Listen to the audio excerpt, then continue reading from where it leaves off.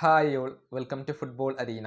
World കപ്പിലെ ആദ്യ മത്സരത്തിന് വേണ്ടിയുള്ള അവസാന വട്ട ഒരുക്കങ്ങളിലാണ് ഇപ്പോൾ ബ്രസീൽ ടീം ഉള്ളത്.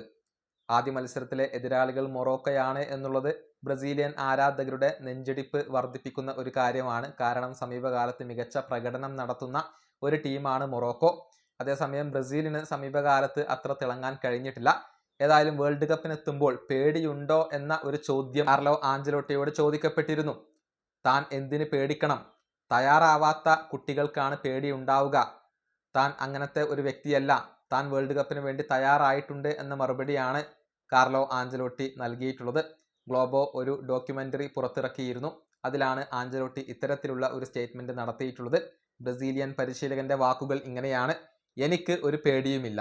പഠിക്കാതെ തയ്യാറെടുക്കാതെ സ്കൂളിൽ പോകുന്ന കുട്ടികൾക്കാണ് പേടിയുണ്ടാവുക. ഞാൻ വളരെയധികം ശാന്തനാണ്.